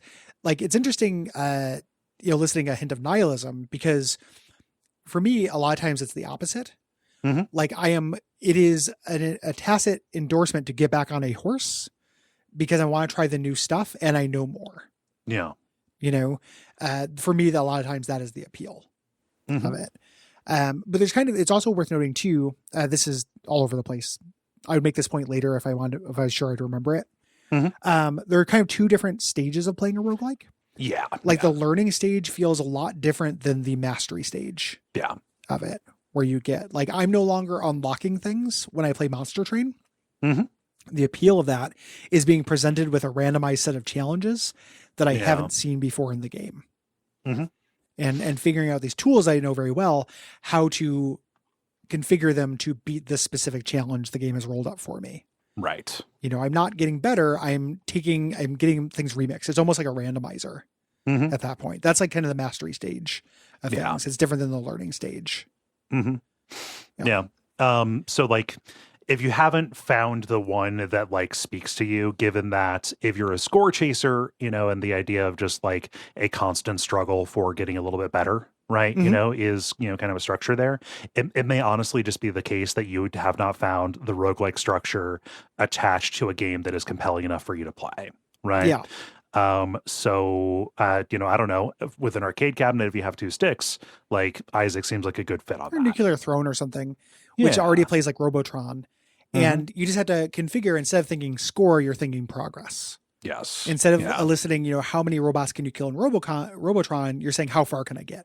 Both of those games have meta progression, so it will get easier as you go. Yeah. As you do things both, I think the thing that is the appeal for me is the interaction between my knowledge Mm-hmm. and the new tools. Yes. And like a really well-tuned roguelike, those two things go together Mm-hmm. and play off of each other. Yeah. Like I have new things to try. And right when I think of new things to try, I get a new tool that makes trying that easier. Mm-hmm. And then I make a breakthrough. Yeah. Like for me, it is a continuous stream of these breakthrough moments of this thing used to be really, really hard and now it's no problem. Right. Like think about like when the Taurus demon shows up as a regular enemy in Dark Souls and they're the easiest thing in the world to fight. A good roguelike for me provides a steady stream of that experience as I'm doing it. That makes a lot of sense. When I think about the roguelikes that have appealed to me, I think the ones that have like worked the best. So Monster Train, I really love. That is incredibly good. Probably also because that is just like, I don't know, the tactical decisions that you're making that is not just magic cards, but it is magic cards with placement. Yeah. And Gungeon. It's also the genre it's attached to, right? Yes. So like it's a deck builder, which you might already like. Yeah. Right. When we talk again, like your point you made that roguelike is a structure, not a genre. Yes. Yeah. So I'm not even that crazy about deck builders. Right. But there's just something about, Monster Train's level of complexity that really, works for me. Right. So there's that, or, a Gungeon of the action-based ones, out of the ones that we played. I like that one. That's pretty good. In both of those, it felt like to me that there was a shorter line between the I'm feeling it out and then encountering in the slot machine incredibly breakable and exploitable systems. Yeah. In order to like, hit on some kind of synergy that just like very situationally works, and then seeing what rocks that hits upon, and then kind of stops that strategy. Right. Like it needs to be really swingy for me to feel to feel very good about it, because one of the things, when they say like, oh, there's this nihilism or whatever, the thing that gets to me about roguelikes and makes it so that I don't even necessarily play them for fun, add on top of that playing them for a show where I feel like I need to see enough of it to be able to talk about it, at least before we reached our new understanding about that. It's just like, even if I'm, trying to sit down and play one for fun, I feel like, oh my God, I am not making any progress at all. And I understand that I am. I understand that I'm unlocking new stuff. I am gaining new, knowledge or whatever. But like, you can only get, to the first boss of something, and then get chunked down so bad that you barely survive into the next level or in the next biome or whatever, and just do that over and over again and not break through before you feel like I'm just kind of wasting my time here. Right. Ran into that with Dead Cells, ran into that with Children of Morta. And very much so with Darkest Dungeon, right? It interfaces a lot with again, no qualitative judgment, what you're saying down to play a game to do. Yeah. Right. Like if you're sitting down because you're enjoying what the game is and this is a pastime, it's not a thing I'm trying to surmount. Making that individual feeling like you've made progress on that sense. I came up to that boss. I did a thing that's going to be very unsatisfying. Thinking about Darkest Dungeon 2, right? I love that game, but not necessarily because it is a roguelike. Yeah. If that game were not a roguelike and you just went through a bespoke series of things, I would love it just as much. Yeah. Probably. Yeah. Like that happens to be attached to a thing, because you talk about that swing. Darkest Dungeon 2 is pretty tight. Yeah. It doesn't have that swing. I agree with you that in terms of roguelike and in order to have those breakthroughs, swing is very important. Yeah. And it kind of dovetails with something I've been thinking about a lot lately of games being too tight. Like Blasphemous 2 is very tight. Yes. It's too perfect. It doesn't want you to do stuff. It wants you to approach every challenge with this very constrained set of verbs. That lottery feeling is really important to the aspect of roguelikes that feels like gambling. Again, Isaac, I think being the best one, it's really important that you can like the some of the most powerful items in the game, like Brimstone and then the holy item that you can get, Sacred Heart, the two most powerful offensive items you can get in the game, unlocked from the beginning. You can just roll them if you get lucky. That's going to be a really big run. What that does, it makes it sound like it's a simple carb, like it's just giving you good feels. It is, but it's letting you push further and learn more. Yeah. If you get to the end of that thing, not only do you unlock everything you unlock for beating mom the first time because you have this leg up, you also see a lot more of what the game has to offer. So that first part of the learning, you're getting so much more of that. Yeah. And when a game lacks that, and a game that, again, comparing Monster Train to Slay the Spire, incredibly fucking tight. Yes. That is a tight game. It's but playing Slay the Spire feels like I'm suffocating. It's like, I like that game, but I never climbed the covenants with it, because it has a stifling unlock pace, and you cannot break the game. Like you can eventually learn how to do it, but it all comes from knowledge. You're not going to just roll up an item that does it. You know, you can roll up things that are very powerful. Yeah. But you're not going to roll up something that is the equivalent of like Brimstone. Yeah. And Isaac. It's huge. It's fucking huge to making these feel good and have that, you know, the mastery stage. I totally believe that Slay the Spire is equal or better than the Monster Train.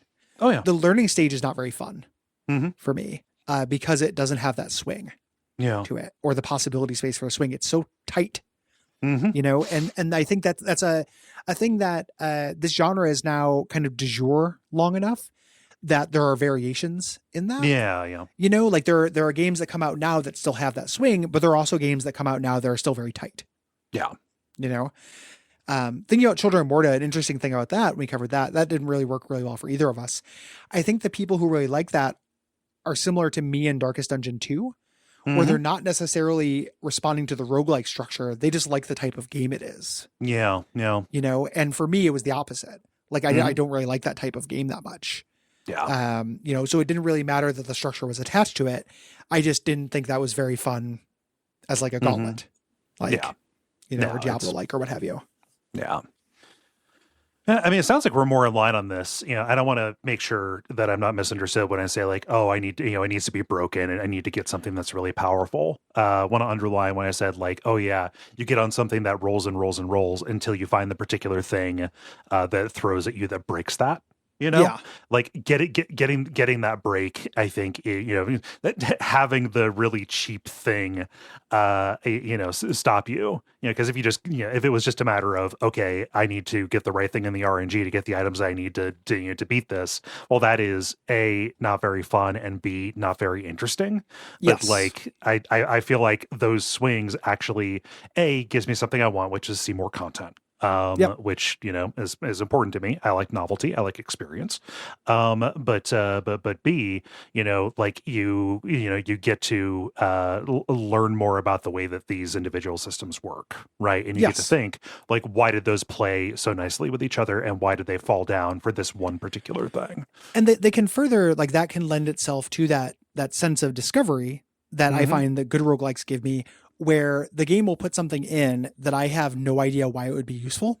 Yeah. And then I hit one of those plateaus and all of a sudden I get it. Yeah. Like, this seemed bad. This is actually amazing. Yeah. You know, I just didn't know how to look at it.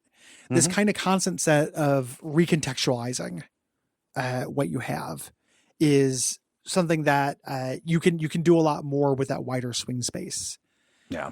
Something other that the swing space I think is really useful for is playfulness.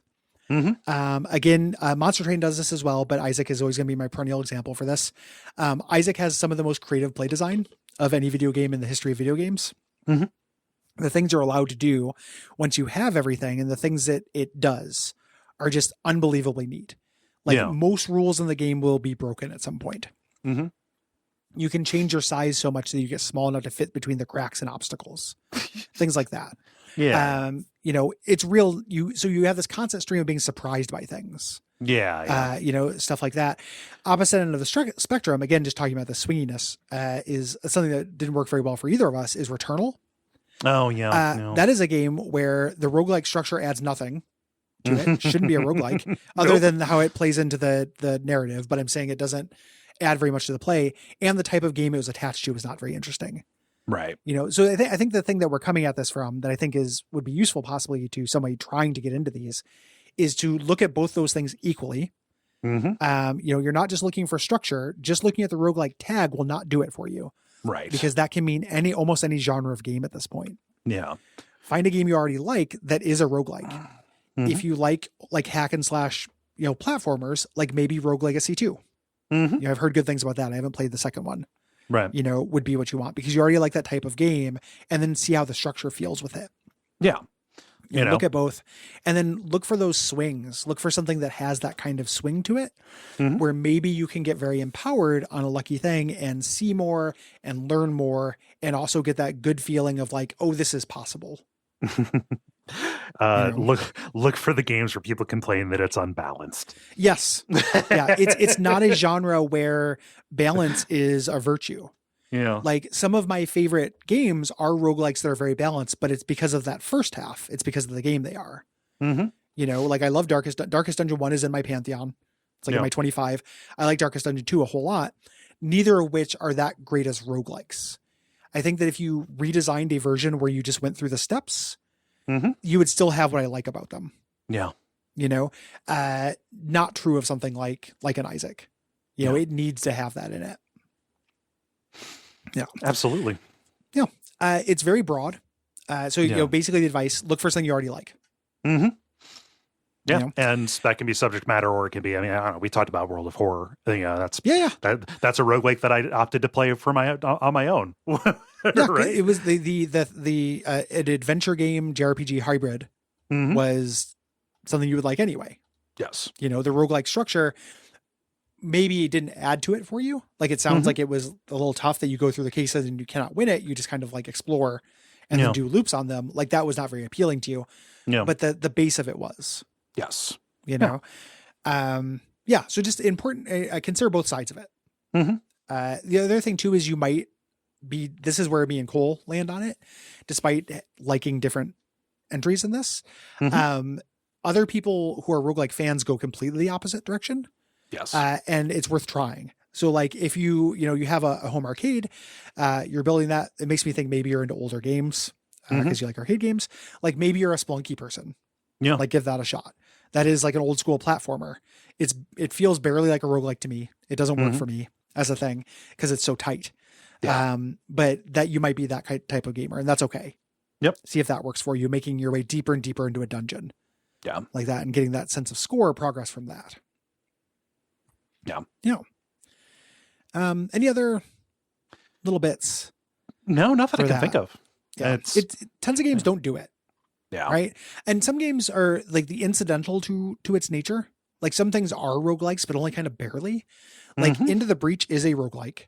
Right. Man, I didn't even consider that. Like, yeah. And that's a great game. That's a perfect game. I love that. That's one of the God's perfect games.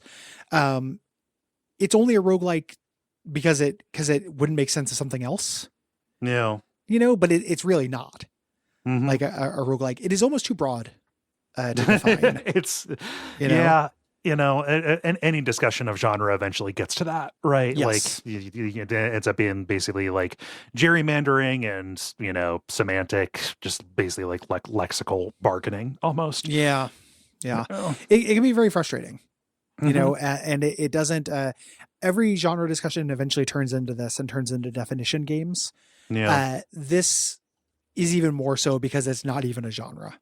Right. It's a structure attached to a genre that we very mistakenly decided was a genre and used as a tag for things, even though it's actively detrimental because of like saying you like I like roguelikes ostensibly, but I didn't like Returnal. Because Returnal is a fast-paced bullet hell third-person shooter, and I don't care for those. Yeah, Well, I thought you liked roguelikes. Exactly. Like it doesn't really work. No. And it's almost like in terms of things that are genres, it's almost unique in that way, right? Closest thing I can think of. I mean, I don't know. Anybody could throw out a number of things, but like I don't know. From our experience, Souls-like as a category appellation tag. Even then, though, like Souls-likes don't tend to be like puzzle games. Yeah. There's no like Luck Be a Landlord for Souls-likes. Yeah. There's those tend to be side-scrolling or third person or overhead, but they're always action games. They're always like there's more in common with that than that. It's hard for me to think of something that has not had a roguelike variant of this point too. There's chess. True. It's a modifier, not a genre. Yeah. It's a lake, not an ocean. Thank you, Samurai Snail. Appreciate you. Yeah. Let's read some game responses. Let's do. We're going to put the Case of the Golden Idol responses behind the admin, just because those responses have spoilers in them. It's kind of hard to talk about that game without giving away something we don't want to give away. So let's get started with Darkest Dungeon 2 responses. Let's do. I'll read here. We've got Eric who says, I'm not in the business of getting mad about year-end games lists, but for every single one that I saw this year, I had the same question. Yo, Goober, where's the Darkest Dungeon 2? It was my game of the year, which I totally accept as an unpopular opinion. But I'm just baffled by how quickly and thoroughly it disappeared from the conversation. I know a lot of Darkest Dungeon 1 diehards didn't take kindly to the changes, but for me, it was the rarest breed of sequel. It's one that delivers everything I loved about the first game, already one of my all-time faves, while radically and successfully restructuring its very bones. Nothing impelled me more this past year. As I recall, Darkest Dungeon 2 and Tears of the Kingdom dropped in the same week, but I barely touched Tears for another month and a half. And that's not just because Darkest Dungeon has lines like, the unrelenting application of violence yields morbid gains, while Zelda is stuck in the middle school writing stasis of the past 20 years. I also expected this to get not to win anything. It's that early access thing. It's that early access thing, yeah. Yeah. Early access and just kind of being forgotten about. Like it did launch at the same time as Tears of the Kingdom, but it only kind of launched. Mm-hmm. That ended up making for a better product, I think, but worse kind of critical acclaim. Yeah. It just it opens up and reveals a little bit of the shortcomings of the year-end list as a format. Very much so. Yeah. And it is middle school writing. Every single thing that wrote about Tears of the Kingdom that said they liked it, not one person mentioned the narrative in any of the it's like the opposite of the Alan Wake thing. We are very hard up for holistically looking at, I mean, we're not, because Baldur's Gate 3 won, but like in a lot of year-end lists and the iconoclastic picks, nobody is looking for something that does everything. Yeah, really. Jack, who sponsored the game, writes in, says, this game has taught me a couple of things in the context of video games writ large. First, innovation has a lot more value in rhetorical theory in the larger context of gamers than it does in reality. In my experience with the game, I loved almost every change to it. The token system far surpasses the XCOM style of the first one on almost every metric, and even now established roguelike tropes like Slay the Spire style, at least this is when I first saw it, pathing felt appropriately middleweight decisions. Online opinion that I have seen would suggest that the very serious gaming community would have preferred the 15 to 20% overhaul to the original, new classes, new regions, and mostly similar Hamlet and dungeon management.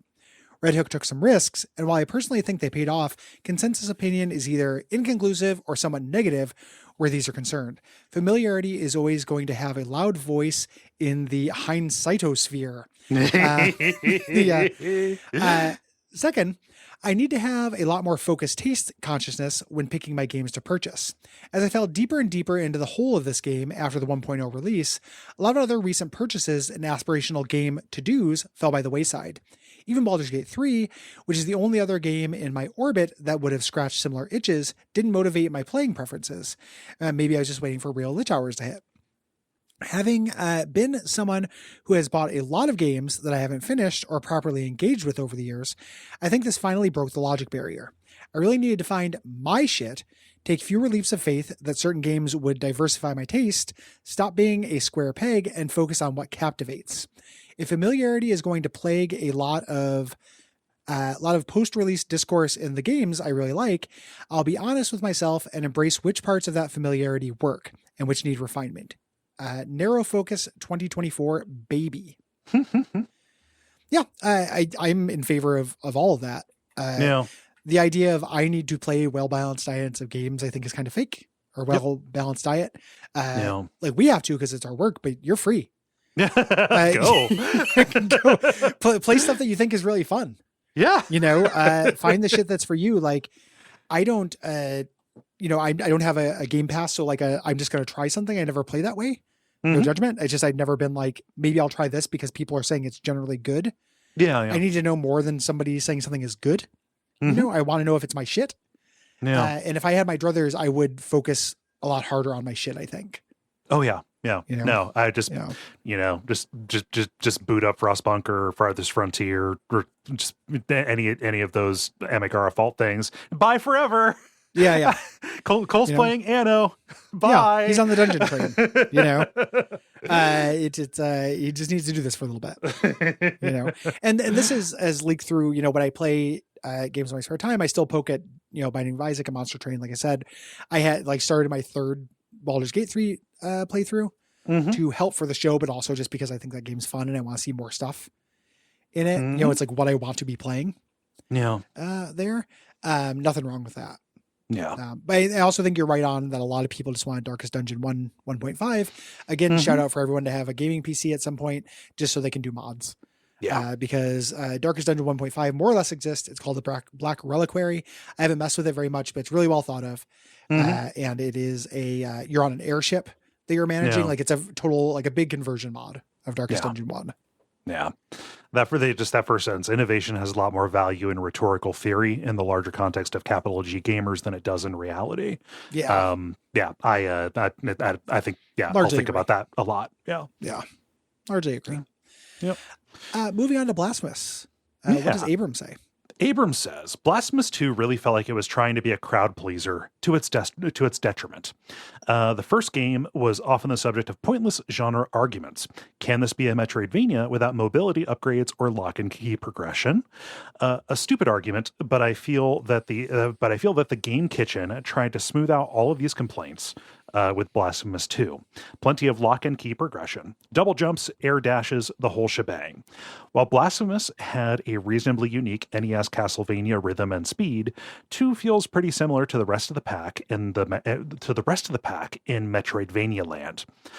As an exploratory platformer sicko, I enjoyed my time with Blasphemous 2, but overall felt that it was a more middling experience. It is. I agree. Yeah, I mean, if you're steering toward the pack, there's a chance you might just end up in the middle of it, right?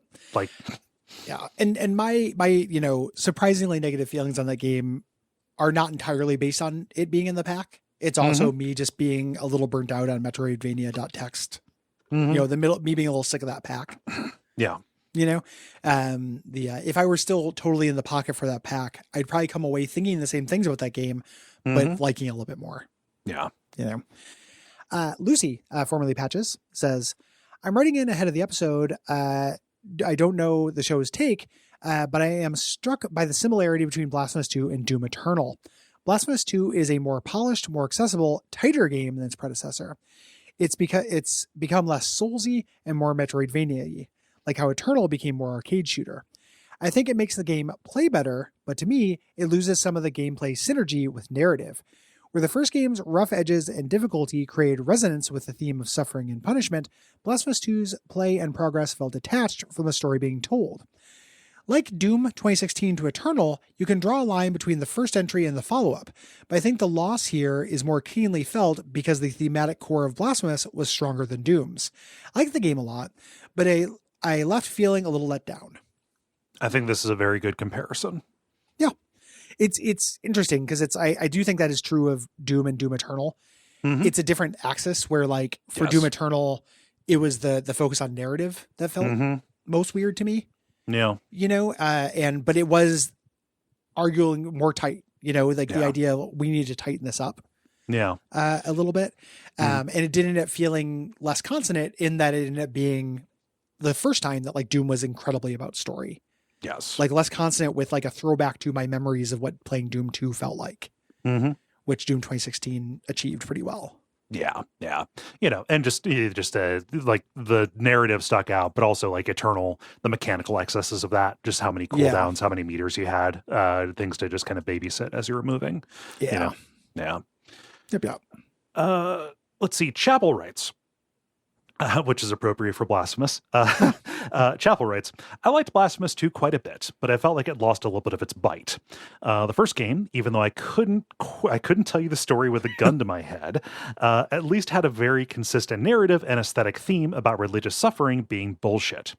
Its Spanish art and Catholic themes were so inspired and cogent that the game started to feel not just inspired by them, but part of the larger tapestry of subversive religious art that it was inspired by.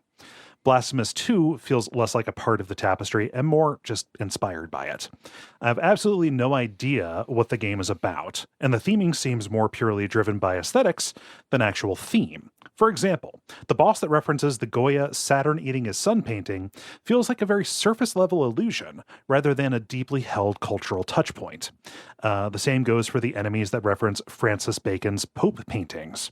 Those are references that dummies like me who Google scary old art can clock straight away, and at least to me feels more referential than reverential. To be clear, I'm not saying any of this from any sort of elitist or culturally informed perspective. I don't know shit about shit. It's just that to me, for some of these reasons, Blasphemous felt like it lost a little bit of the incisiveness it had the first time around. It's a good Google.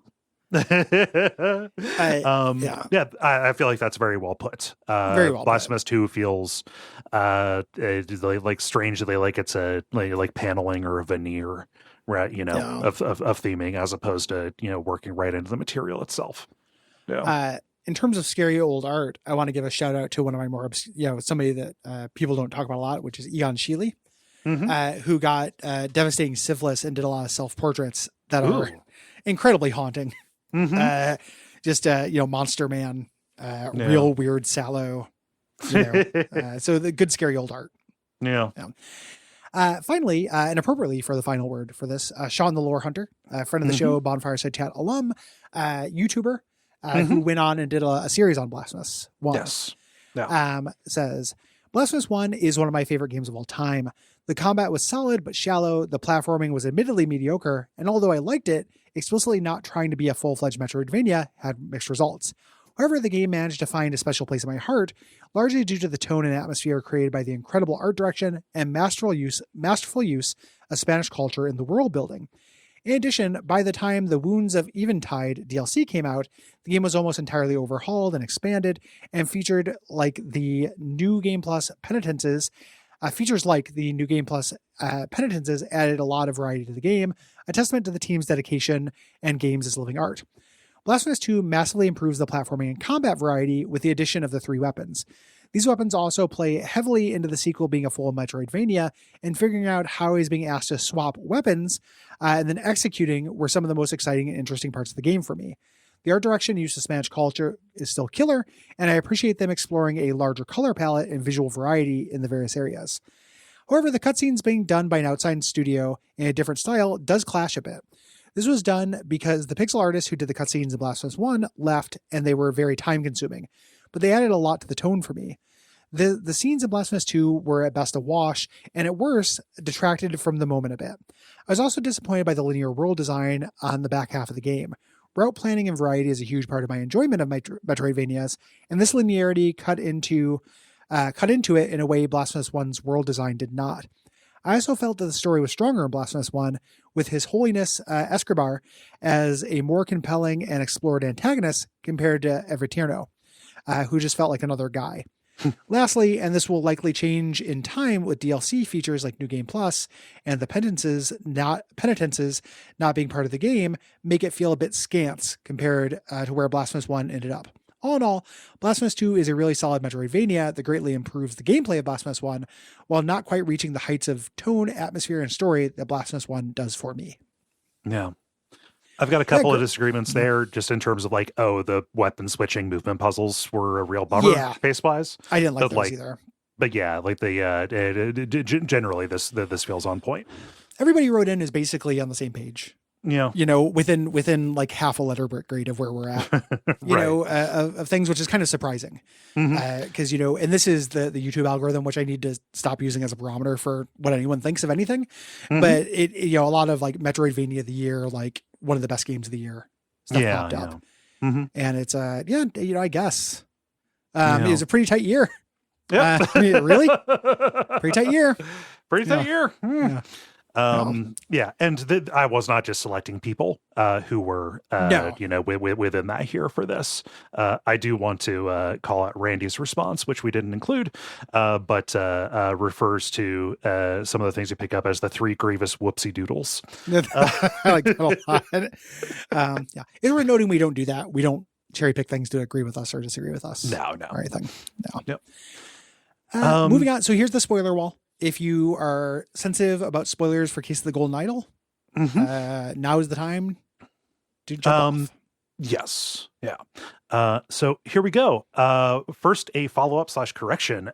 Nicholas writes, this is Nick Daniel, Lashkey Kingdom. The washerwoman in the final chapter of the Case of the Golden Idol was recording who passed and when because she was pulling double duty as a spy. I might have realized that or known it at some point. I just forgot. I also might have missed it. I don't know. Yeah, I can't remember the specific detail that points that out, but I can believe it, and also that behavior lines up. So yeah. I for me, that is in the final scene being more complicated than I want it to be. Yeah, that's my own personal preferences. So a lot of that kind of washed. Yeah, if I'm being honest. But thank you for the correction. Thank you. Doug says, I'm an old school point and click adventure player, going all the way back to bottling up a 640 by 480 Sierra logo on a DOS. So like the idol itself, this game was calling out to me. I decided, however, to not play it on my own and instead work through it with my 7-year-old daughter. Seeing her explore and try to make deductions has been incredibly rewarding. We're not terribly far in the game yet, just to the dinner party poisoning, but she's proving tenacious and thoughtful in her approach. I can't express how gratifying it has been to not only share a gaming experience, but one with far more intellectual rigor than her past favorites, Animal Crossing and Mario Kart. I'm hoping that this type of deduction challenge helps her the way those old games helped me to develop those skills too. Yeah. Nice. Very cute. Nice. Yeah. Fun. It seems like it'd be a fun game to play through with anybody, Yeah. Extra set of eyes, secret noticing. co-ops. Yes. Secret co-op MVP kind of games. Type of games. Yeah. Andrew writes, when I first started Golden Idol, I was digging it, but wasn't nearly as compelled as when I was playing Obra Dinn. While I still think Obra Dinn is more unique in what it accomplishes, Golden Idol led to some amazing aha moments. One of my favorites came during the trial scene with the Demerit Council. My 5th grade math just wasn't adding up, and I felt like I was going nuts until I realized cried 7 times while being interrogated meant that demerit had to be multiplied 7 times. Not only was it a nice realization, but it also had implications about the world and the cruelty of the Order Party in ways Obra Dinn couldn't hope to manage on a story level. Also, public service announcement for Switch players.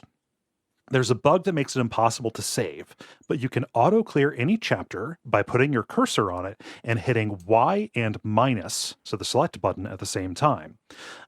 It might take a couple of tries to do, and I'm glad that they put this in because it would have been a pain to click through everything, but it kind of sucks the devs haven't been that open about what I have to assume is an unpatchable error in the Switch build. Yeah, it didn't pop up for me. Yeah. Yeah. Good to know. Yeah. Finally, Taylor says, hey there. I learned recently in my mid-30s that I have ADHD.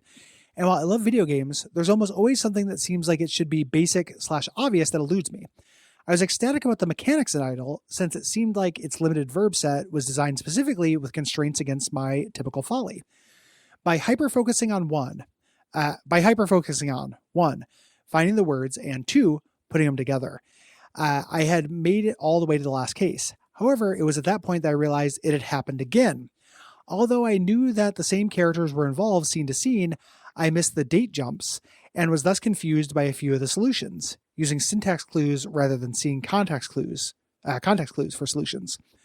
This led to me not grokking that David Gorin, button man about town, was so pivotal to the action and missing Uncle Edmund disappearing. My experience was ironically saved by a game-breaking bug wherein by exiting and quitting the game on Switch, all my progress was lost. Yes, just by exiting. Yes, Jesus. All. This forced me to go online, use an online guide quickly to refill the words to make it back to the final case. While doing so, the entirety of the narrative revealed itself to me and I was blown away.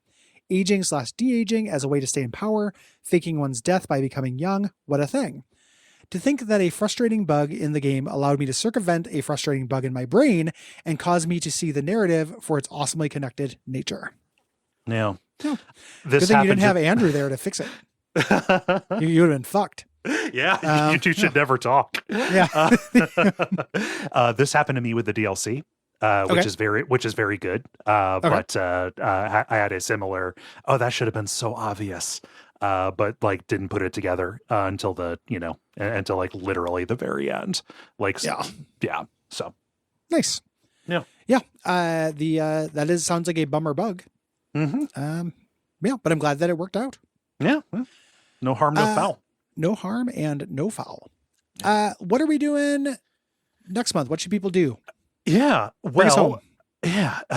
So next month, the games that we are playing are Crazy Taxi, Unavowed, Pony Island, and then our premium game is going to be Age of Empires 2. If you have thoughts about any of those games, write in by going to Duckfeed.tv/contact and clicking on the WAF button, sending it in. If you have thoughts about multiple games, please separate them and keep your responses brief and specific. And do likewise for March's game. Real quick, a couple people asked this. We have an answer now. For Age of Empires 2, our goal is we're both doing the tutorial, of course, tutorial campaign. Yep. We're both going to do some skirmishes, and we're both going to do 2 campaigns. Yes. The version that you buy comes with like 17 campaigns. We're not going to do all those. No. So it's going to be a little bit of a sampler platter. That is just the reality of a game this big. Yes. So this is the kind of thing that people spend hundreds and hundreds and hundreds of hours on that we don't have the capacity for. We're going to do our best to get a representative sample. Yeah. I got through like one campaign and a few missions of another one that I kind of pulled away from, and it was already 20 hours. So you run up into like time constraint kind of things. Yeah. If anybody's curious, the 2 campaigns that I'm talking about are going to be the Joan of Arc one and the El Cid one. So talking about one from Age of Kings and one from the Conquerors. Yeah. I'm not sure what I'm going to do yet because I'm still working my way through the tutorial just because I'm doing stuff in a different order. We'll all be surprised. I'm probably just going to do the ones that seem coolest to me. Yeah. And also seem easiest. I'm not very good at Age of Empires 2. It's a very hard game. Yeah. I'm not super good at it. Continue. Yeah. So you can do likewise with the responses, duckfeed.tv/contact with March's games. And we've got cool stuff there. So the first game in March is going to be Teardown Part 2. Cole's back, baby. He's a sicko for this shit. We're doing a follow-up episode. We threatened to do these before. Yes. Like talk about expansions, DLCs, or extra content in a thing. We have not done it before. Yeah. We're doing it for this. Yep. So when we did Teardown after they hit 1.0, that was chapter 1 of the game. Tells a pretty full story. Teardown Part 2, basically the back half of the game, that has been put out in addition to some expansions for it, 2 official like mini campaigns for it. I fucking love Teardown. It is a very good game, and I'm excited to be going back. They've got some very creative scenarios and very cool maps on this kind of backside. And I'm excited to play because I like Teardown. I'm going to play through the first one again, or play through the first campaign to kind of refresh myself, and then dive in. Teardown, always a good time. Yes. After that, we're doing kind of a weird one. We're doing The Room. Yeah.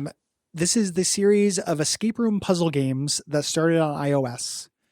That kind of really took off. This is a big success story. These are all over. You can find them on Steam as well.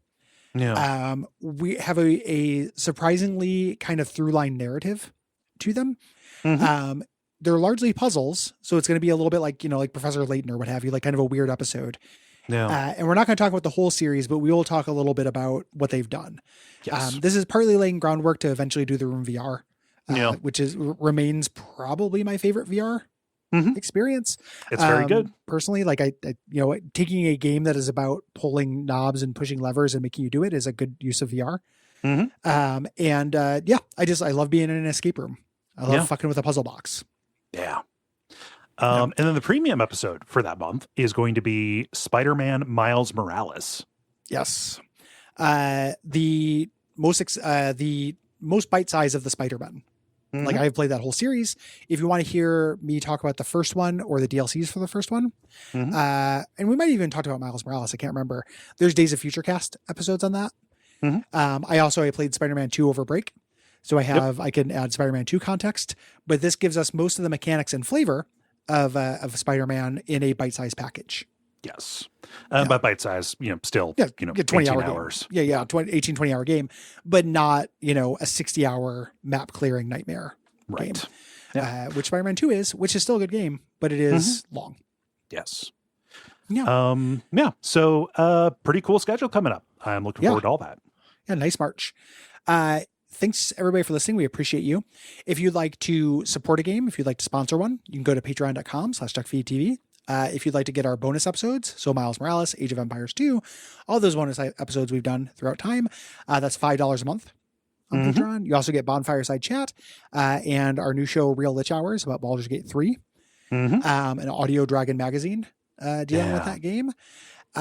If you are not demographically identical to us, meaning you are not a street white cis male, you can write in to Gary at Duckfeed.tv if you have a project or product you'd like us to shout out, and we will. Include your pronouns, a link, and kind of a pitch. Let us know what it is.